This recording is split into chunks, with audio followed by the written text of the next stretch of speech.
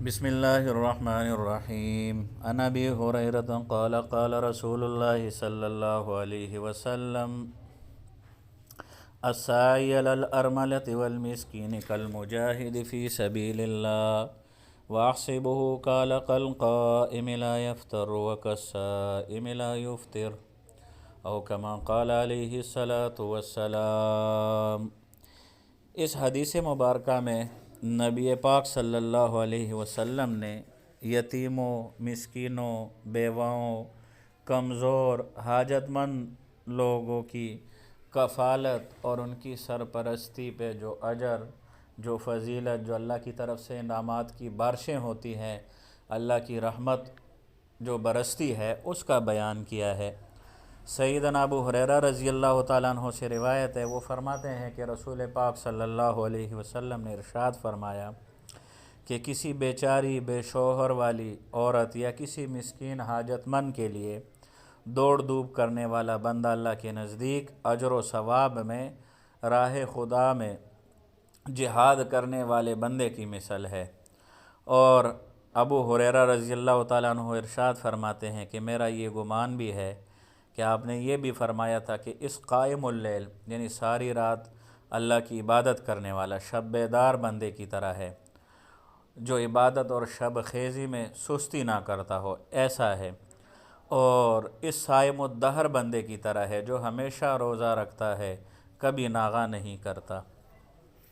اب جو بھی بندہ دین کی کچھ نہ کچھ سمجھ بوجھ رکھتا ہے،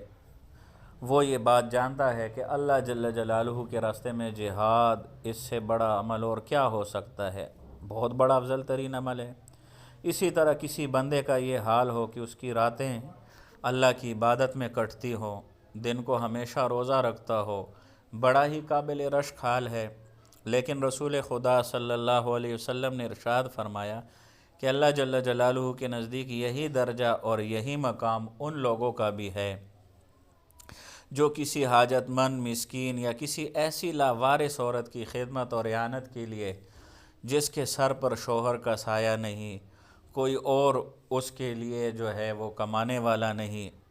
اس کے لیے دوڑ دھوپ کرے، جس کی کئی صورتیں ہو سکتی ہے. ایک صورت اس میں سے یہ بھی ہے کہ یہ خود کمائیں اور ان پر خرچ کریں.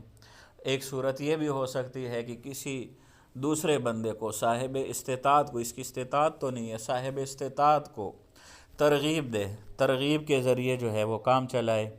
ایک تیسری صورت یہ بھی ہو سکتی ہے کہ یہ ایک جماعت بنائے،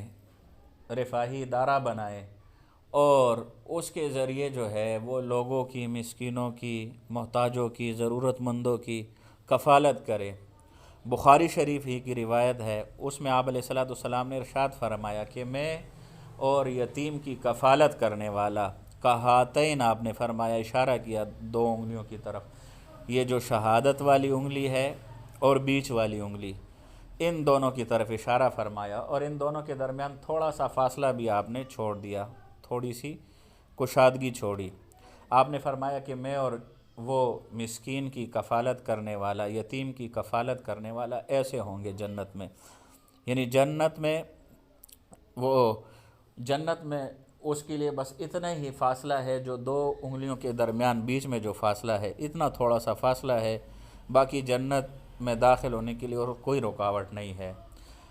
لیکن علماء نے لکھا ہے کہ اس کے لیے ایک شرط یہ بھی ہے، مسکین اور یتیم وغیرہ کی جو لوگ کفالت وغیرہ کرتے ہیں، کہ کسی وہ جنت کی خوشخبری تو کئی احادیث میں ان کے لیے سنائی گئی ہے، لیکن ایک شرط ہے اس کے لیے. وہ شرط یہ ہے کہ وہ کسی ایسے کبیرہ گناہ میں بھی مبتلا نہ ہو جس کی وجہ سے اس کی پکڑ ہو. اور وہ کیا ہو سکتا ہے؟ وہ یا تو ہے کہ کفر میں مبتلا ہے، شرک میں مبتلا ہے، یا کسی کو ناحق قتل کیا ہے. تو اگر ایسے کسی گناہ میں مبتلا ہے تو اس کے لیے تو یہ بشارت نہیں ہے پھر. لیکن اگر ایسے گناہ میں مبتلا نہیں ہے تو اس کے لیے یہی بشارت ہے جو ان احادیث مبارکہ میں جو دو میں نے، ایک بخاری کی اور ایک بخاری اور مسلم دونوں کی سنائی، جو فضیلت بیان کی گئی ہے، یہی فضیلت اس کو ملے گی. اللہ جل جلالہ سے دعا ہے کہ اللہ جل جلالہ مجھے بھی ان احادیث مبارکہ پر عمل کرنے کی توفیق عطا فرمائے اور آپ کو بھی عمل کرنے کی توفیق عطا فرمائے۔ وآخر دعوانا ان الحمد للہ رب العالمین۔ معزز دوستو، انشاءاللہ ہم آپ سے لمحہ بلمحہ جو ہے وہ اس قسم کی احادیث جو حقوق اور آداب پر مشتمل ہے اور معاشرے میں جن چیزوں کی بڑی سخت ضرورت ہے اور آج بڑی قلت ہے، جن نیکیوں کی، جن اعمال کی، وہ وقتاً فوقتاً آپ کے ساتھ شیئر کرتے رہیں گے انشاءاللہ تعالی۔